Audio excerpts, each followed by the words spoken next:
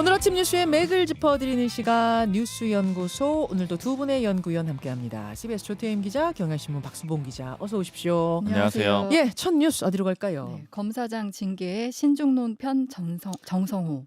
대장동 항소 포기 후폭풍, 이번에는 검사장 징계 논란으로 이어지고 있는데요. 어제 정성호 법무부 장관이 입장을 밝혔는데 일단 한 발 좀 물러난 네, 모양새입니다. 맞습니다. 기자들 이제 만난 자리에서 검사장들 징계 검토하느냐 이 질문에 특별히 드릴 말씀은 없다. 근데 지금 가장 중요한 건 국민을 위해 법무부와 검찰이 안정되는 것이고 어떤 게 좋은 방법인지 고민하고 있다. 이렇게 답을 했어요. 예. 그래서 또 검사장들을 평검사로 전보하는 게 사실상 강등이라고 이제 내부 반발이 크지 않느냐 기자들이 또 질문하니까 특별히 그런 움직임은 없는 것으로 안다. 이렇게 답하면서 좀 공개적으로는 강경 메시지를 자제하는 모양새를 보였고 네. 또 전 장관 말을 해석해 보면 당장 이제 뭔가를 하기보다는 좀 조직을 어떻게 연착륙시킬까 이걸 좀 하는 것으로 보이는데 실제 좀 정부 쪽 얘기 들어보니까 네. 좀 고민이 많은 것 같더라고요. 그래요? 그러니까 검사들에 대해서 기분이 나쁜 거, 우리 검사들의 뭐 선택적 분노에 대해서는 화가 나지만 이걸 당장 징계의 사유가 되느냐 이건 또 이제 별개라는 거죠. 그리고 또 지금 뭐 그 평검사로 전보하는 것이 이제 징계는 아니라고 하지만 과거에 이프로스에 이렇게 글을 올려서 징계를 당한 적이 있는데 법원에서 내부에 올린 글은 외부에 알려지지 않았기 때문에 내부 사람들을 위해서 쓴 글이기 때문에 징계 사유가 되지 않는다라고 한 판례도 있기 때문에 네. 이걸 좀 이제 판단하기 좀 어렵다 이런 입장도 있는 것 같더라고요. 예. 그래서 이제 이것과 관련해서 좀 이제 좀 정부 안에서 좀 복잡한 기류가 좀 읽힌다 이렇게 좀 전할 수 있을 것 같습니다. 그렇군요. 그러면 이게 민주당 기류와는 온도차가 있는 건가요? 네. 왜냐면 민주당에서는 검사 파면법을 이참에 만들어야 된다라고 굉장히 네, 강경하잖아요. 맞습니다. 민주당은 이제 강경파 중심으로 이제 좀 강한 메시지 계속 내고 있고 이미 뭐 검사 파면법 발의를 했고 네. 검사들의 이제 집단 행동 이대로 넘어가면 안 된다 이런 분위기가 강해요. 그래서 어제 박수현 대변인은 당 입장은 일관돼 있다. 강력한 징계 조치와 더불어 검사도 파면 대상이 될 수 있다는 이제 제도 개선을 얘기했다 이렇게 말을 했고요. 예. 당 쪽 얘기를 들어봐도 이 검사 파면법은 이번에 처음 나온 게 아니고 21대 때도 나왔던 얘기고 그러니까 계속 좀 이 필요성에 대해서는 얘기가 돼 왔던 거라는 거예요. 그래서 이제 이 입장은 좀 이제 강경한 것 같은데 그런데 어제 좀 눈에 띄는 대목이 네. 그 최고위 회의에서 정청래 대표와 김병기 원내대표 이렇게 당내 투톱이 네. 이 검사 징계와 관련해서 아무 얘기도 하지 않았습니다. 그래요? 네, 그래서 이제 어제 그 이재명 대통령 순방에 나섰는데 네. 이재명 대통령 외교 일정을 성공적으로 마무리할 수 있도록 당이 뒷받침하겠다. 요 관련 발언들만 했어요. 그 얘기는 이재명 대통령이 지금 G20, 그러니까 20개국 정상회의 참석차 출국한 상태에서 네. 또다시 이 어떤 논쟁적인 이슈로 이 뉴스를 뭐 가지고 가지 맞습니다. 않겠다, 네. 이목을 끌지 않겠다, 이런 의도라고 봐야 될까요? 이거에 대해서 이제 대통령실에서 앞서 지적이 나온 적도 있고 그렇게 이번에도 또 대통령 성과가 묻히면 안 된다. 이런 공감대가 있는 것으로 보입니다. 그래요. 검찰 내부 분위기는 어떻습니까? 네, 검찰 내부는 뭐 지금 부글부글 들끓는 분위기인데 지금 정 장관이 어제 출근길에 내부 반발 움직임에 특별히 그런 거 없다라고 한 것과 다르게 지금 이제 뭐 수십 년 차 이제 검사장들의 일가에 평검사 보직을 돌리는 거는 이 징계와 다를 바 없다 이렇게 반발을 하고 있고 어제 그래서 공동 성명을 주도했던 박재혁 수원지검장이 사의를 표명을 했습니다. 그러니까 항소 포기에 대해서 이거 왜 항소 포기한 건지 설명해 주시오라고 검사장들이 왜 쭉 성명 냈던 네. 그 검사장들 중에 제일 위에 이름 맞습니다. 썼던 사람이 네. 이분인 거죠? 네, 맞습니다. 제일 앞에 이름 써 있던 예. 사람인데 더기다 이제 박지검장은 마약범죄 합동 수사본부장을 맡을 예정이었기 때문에 어제 원래 출범 예정이었던 그 수사본부 출범도 좀 연기가 됐어요. 그리고 오후에 그 송강 광주 고검장도 사의를 표명을 했는데 지금 박지검장과 송 고검장이 모두 이제 연수원 29기 동기고 예. 이제 검찰의 최고참 간부고요. 그 앞서 노만석 전 대행 같은 경우도 네. 이제 이 동기고요. 노만석 전 대행이랑 이분들이 다 네. 동기예요? 그리고 지금 어. 구자현 대검차장 그러니까 지금 검찰총장 대행 역할을 예, 맡은 예, 예. 이제 구자현 대검차장과도 이제 29기 동기예요. 아. 그래서 또 이제 법조에서는 이 29기 동기들을 용퇴한 것이다 이런 해석도 지금 나오고 있습니다. 그럼 이 두 검사장이 어제 사표를 낸 것은 말하자면은 이 검사 일종의 징계 조치, 그러니까 인사 조치에 대한 반발 느낌으로 사퇴를 했다고 봐야 되는 네, 거죠? 맞습니다. 그리고 그래서 이제 지금 줄사퇴 나오는 거 아니냐 이런 얘기도 지금 나오고 있는 상황입니다. 대표로 한 2명 정도 최고참 2명 정도 사표를 내고 끝내느냐 아니면은 검사장들의 줄사표가 나오느냐 요게 관전 포인트. 네. 자, 어떻게 보세요? 일단 첫 번째로는 이제 큰 흐름은 좀 정해져 있다 이렇게 봐야 될 것 같아요. 그러니까 이 안건이 이제 항소 포기부터 시작됐던 문제잖아요. 그 이후에 이제 검사들을 징계하느냐 마느냐 이런 문제까지 넘어가고 있는 네. 상황인데 제가 예전에 여권 핵심 관계자한테 들었던 표현은 이거였어요. 이 항소 포기 논란이 나왔을 때 검사들이 집단 반발을 하니까 검찰이 스스로 무덤을 팠다. 우리는 시범 케이스로 튀어나오는 사람들만 도려내면 된다. 이렇게 얘기를 했었거든요. 음. 그리고 어제 민주당 쪽 주요 인사랑 얘기를 해보니까 이제 민주당이나 여권 입장에서 보면은 이 검사들을 안 쳐내면은 4년 5년 후에 어떻게 되겠느냐. 복수당할 수가 있다. 어. 보복당할 수가 있다. 그래서 이건 타협할 수 있는 문제가 아니다. 요번에 확실히 다 정리를 해야 된다라는 그런 입장인 거거든요. 어허. 그러니까 지금 이 흐름 자체를 좀 하나 정리를 해볼 필요가 있는 게 처음에 이 항소 포기 논란이 나왔을 때는 네. 여권 내에서 나오는 표현이 이게 이제 사면했을 때 음. 이재명 대통령 지지율이 좀 빠졌거든요. 근데 당시에 제가 설명을 해드렸던 게 사면이라 하면 이제 조국 전 대표 사면 맞습니다. 말씀하시는 뭐 거죠? 포함해가지고 여러 예. 사람 예, 예, 사면했었죠. 특사. 뭐, 예. 예. 그때 이게 이재명 대통령 지지율이 좀 빠졌었어요 당시에. 맞아요. 예. 근데 이거는 왜 할 수밖에 없었느냐면 친문계의 불만을 좀 잠재울 필요가 있었고 음. 예를 들어 윤미향 전 의원 그때 이제 음. 일본하고 협상하기 전에 네. 그때 시민단체 쪽의 불만도 좀 잠재워야 되고 그러니까 일부 손해를 보더라도 할 수밖에 없는 어려운 과제라고 그런 얘기들이 좀 평가들이 있었거든요. 네. 이번 것도 비슷하다라는 거예요. 결국 양보할 수 없는 중요한 문제인데 불리한 싸움인 건 맞다라고 인식을 하고 있었습니다. 그래서 불리하다 함은 민심에 이게 부합하지 않는 걸 수도 있다? 이런 의미? 여론에? 맞습니다. 그래서 처음에 항소 포기 논란이 나왔는데 야권과 검사들이 들고 일어났죠. 네. 그래서 여론이 썩 좋다고 보진 않았었습니다. 음. 그랬는데 민주당에서 그때 시작했던 게 뭐냐면 이건 검란이다. 검사들의 집단 항명 사태다. 프레임을 좀 전환을 시킨 거예요. 아. 그러니까 소위 역공격을 하면서 상황을 좀 뒤집은 거죠. 그리고 이 다음에 이제 정부 쪽에서 나오는 게 검사장들 평검사로 전보시키겠다라고 하는 거잖아요. 네. 이 얘기는 뭐냐면 프레임을 전환시킨 거를 더 이쪽으로 끌고 오는 그런 움직임이라고 보면 되는 거예요. 근데 항소 포기 논란이 검사 징계 논란으로. 그렇죠. 이렇게 되면 결국에는 여권과 검사들과의 대결 구도로 다시 바뀌게 되는 거잖아요. 그러네요. 이렇게 됐을 때는 전혀 불리하지 않다라고 보는 거예요. 왜냐하면 첫 번째로 검찰 개혁 이 얘기는 이제 오랫동안 나왔던 얘기고 여론도 나쁘지 않다라고 기본적으로 보는 거잖아요. 필요성에 대해서 공감하는 사람들이 꽤 있고요. 그다음에 두 번째로는 윤석열 전 대통령에 대한 반감이 여전히 계속되고 있는 상황이잖아요. 재판 관련된 뉴스 계속 나오고 네. 뭐 김건희 씨 관련된 뉴스 계속 나오니까 그게 또 검사들에 대한 불만으로 연결이 됩니다. 그리고 지금 아까 단순화시켜서 검찰 대 이재명 정부의 대결이라고 보면은 지금 이재명 대통령 지지율이 높고 임기 초거든요. 네. 이 프레임으로 끌고 오게 되면 이제 불리할 게 없기 때문에 아. 여권 입장에서는 이런 싸움으로 이제 계속해서 끌고 가려고 하는 것이죠. 대장동 항소 포기가 옳으냐 그르냐 추징금 환수할 수 있어 없어 논란에서 검사 징계가 옳으냐 그르냐 논란으로 가져오는 것이 어떻게 보면 정무적으로 맞다는 판단이 있을 것이다. 그래서 민주당은 더 강경하게 나가는 맞습니다. 거다. 그래서 이제 전반적으로 검찰 이번에 확실히 정리하겠다라는 그런 생각도 갖고 있는 거고요. 네. 그래서 이제 앞으로 이 검사장들을 평검사로 전보시키는 이 조치는 어떻게 될 것이냐. 사실 이제 구체적으로 정해진 건 없는 것 같지만 다만 결론은 어떤 식으로든 항복 선언을 일부 받아내지 않겠느냐 이렇게 예측이 돼요. 지금 이제 흐름상으로 봤을 때 검사들을 좀 상대하기 쉽다라고 보는 이유 중에 민주당에서 나오는 평가들이 예. 일단 첫 번째는 지금 검찰이 이제 기존의 검찰은 없어질 거잖아요. 그렇죠. 시한부라고 봐야 되는 상황이죠. 예. 조직 자체가 앞으로 없어질 조직원들이에요. 음흠. 결집하기가 좀 구조적으로 힘든 상황입니다. 결집력이 높지 않을 거다. 그리고 두 번째로 항소 포기 자체는 결국 검사들이 했습니다. 그러니까 왜냐하면 검사들이 뭐 물론 이제 뭐 외압이 있었느냐 없었느냐 여러 가지 얘기들이 있지만 검사들은 결국에는 독립된 관청이라서 그냥 마음 먹고 도장 찍었으면 끝나는 문제였었거든요. 근데 결국 검사 내부에서 했던 일이기 때문에 검사들 내부에서도 이러니까 검찰 폐지하자고 하지 이런 얘기들이 이제 자주 섞인 목소리들이 나오는 거거든요. 그러니까 원죄가 일부 있다라는 거. 예. 그다음에 이제 내부 분열도 있죠. 지금 법무부에 있는 검사들 대표적으로 이진수 법무부 차관, 그다음에 성상원 법무부 검찰국장 이런 인물들은 검사들이에요. 그러니까 검사들 내부에서도 의견이 갈려 있는 거죠.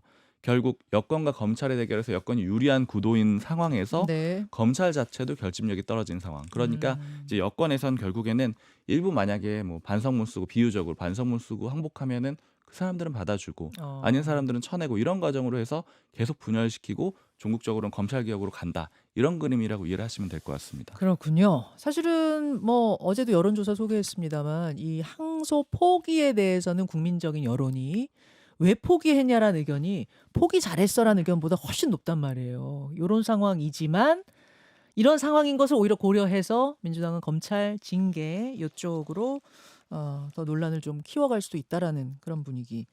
잠시 후에 박범계 의원 출연하시거든요. 이 부분에 대해서는 제가 좀 더 질문을 드려보기로 하고 다음으로 넘어갑니다. 또 사고 친 국힘 대변인.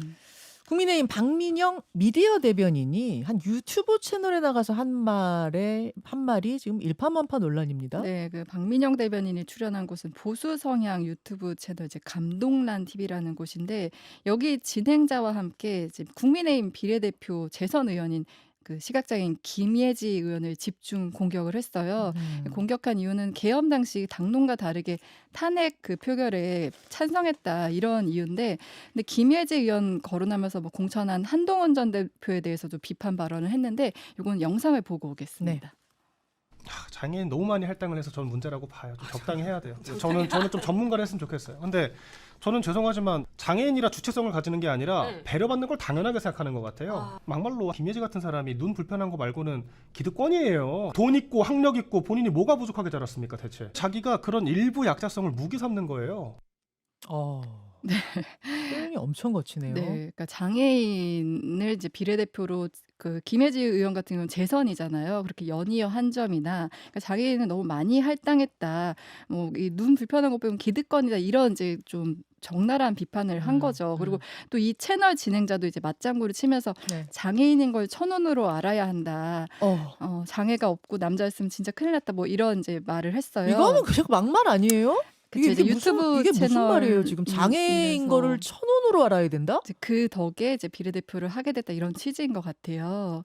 그래서 이제 여기에 이제 박 대변인이 좀 호응하는 모습도 그대로 이제 담기기도 했는데, 이 사실이 알려지면서 이제 처음에 알려진 거는 일요일에 알려져서 이제 박민영 대변인이 처음에 이제 반박에 좀 중점을 뒀습니다. 뭐만 하면 무지성 혐오무리부터 한다. 장애인이라고 다른 집단에 비해 과대표되면 안 된다는 말이다. 그러니까 장애인 할당이 과도하다는 정치적 비판이지 이건 혐오가 아니다 이런 주장이었어요.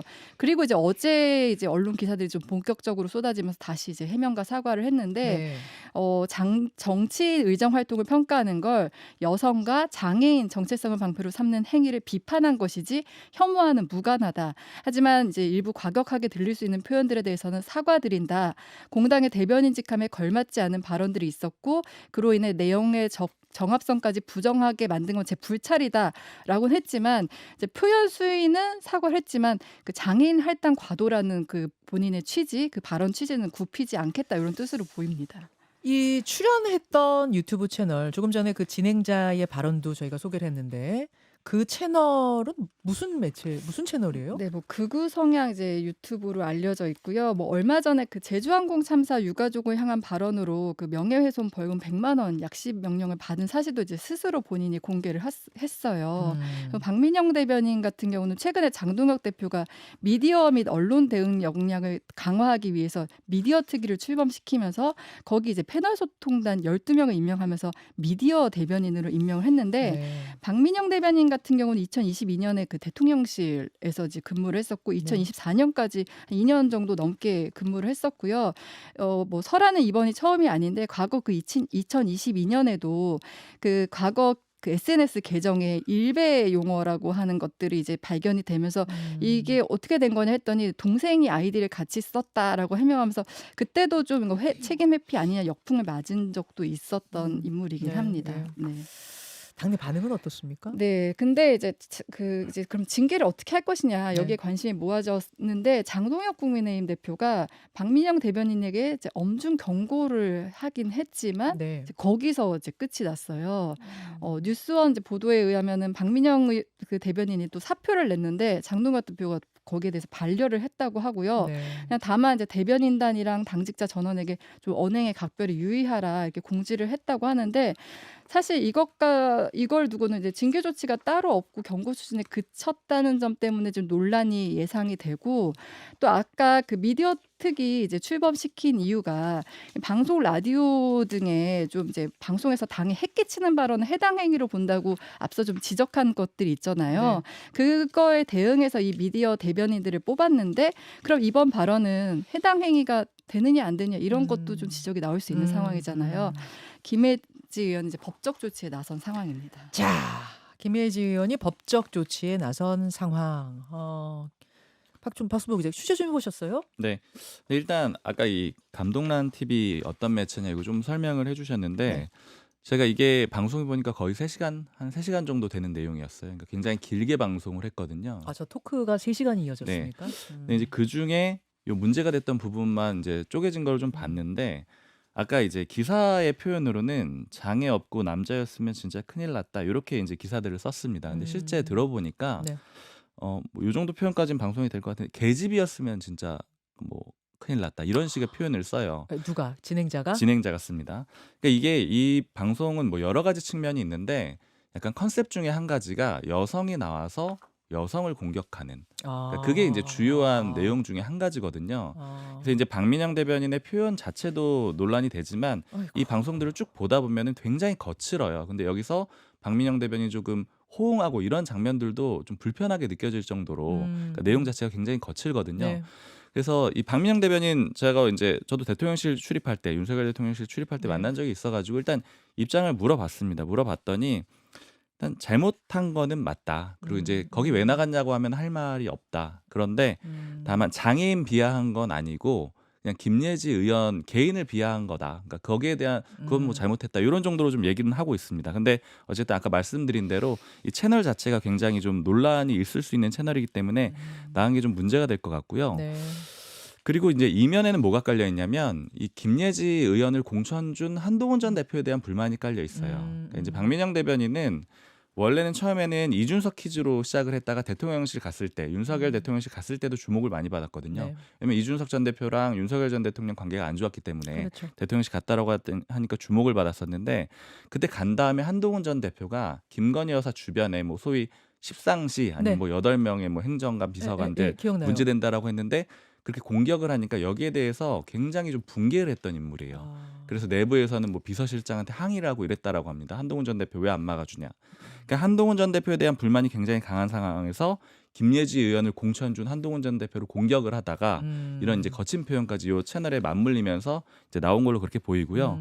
지금 당내에서는 사실은 박민영 대변인에 대해서는 그렇게 관심을 두고 있지 않지만 장우영 대표의 그 대응에 대해서 굉장히 불만들이 많아요. 그러니까 왜 그냥 자르면 되는 일을 과감하게 징계하면 되는데 네, 왜 엄중 경고하고 뭐 보호하고 있느냐 오히려 이런 얘기들을 하고 결국에는 장동혁 대표가 지금 이래저래 입지가 부족한 상황이거든요. 그러니까 이제 누구도 쳐내지 못하는 그런 그림이 깔려 있는 것 같고 하나만 더 보면은 이번 주에 월화수목 다 장애 집회를 하거든요. 네. 근데 지금 의원들 불만이 굉장히 큽니다. 왜요?